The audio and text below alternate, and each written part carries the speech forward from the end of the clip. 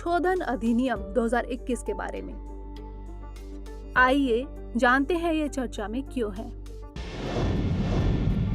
हाल ही में गृह मंत्रालय ने केंद्र शासित प्रदेश दिल्ली की सरकार और लेफ्टिनेंट गवर्नर के अधिकारों को लेकर संशोधन विधेयक लाने की तैयारी पूरी की। इस प्रस्तावित विधेयक को केंद्रीय मंत्रिमंडल ने मंजूरी दी। यह विधेयक वर्तमान में चल रहे संसद के बजट सत्र में पेश किया जाएगा।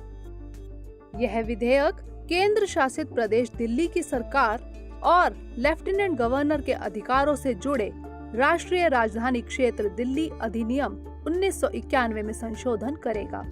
इस विधेयक को राष्ट्रीय राजधानी क्षेत्र दिल्ली संशोधन अधिनियम 2021 नाम दिया गया है। आइए जानते हैं संशोधन विधेयक की प्रमुख बातें।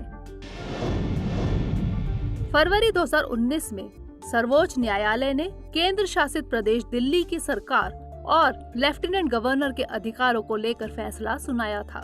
यह संशोधन विधेयक सर्वोच्च न्यायालय के फैसले के अनुसार 1991 के अधिनियम में संशोधन करेगा।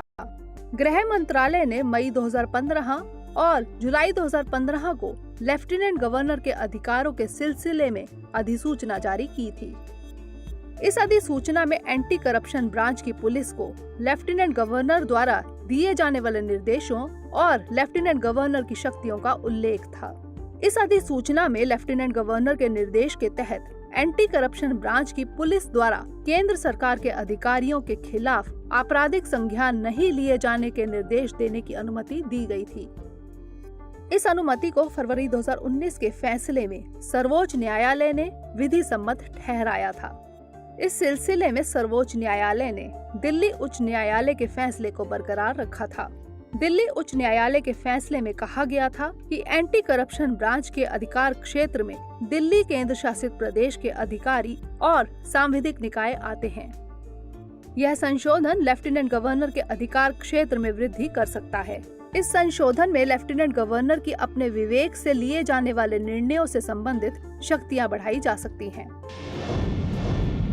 आइए जानते हैं अनुच्छेद 239 AA के बारे में। लेफ्टिनेंट गवर्नर की प्रशासनिक शक्तियों को लेकर केंद्र शासित प्रदेश दिल्ली और केंद्र सरकार के बीच विवाद का प्रमुख कारण अनुच्छेद 239 AA है।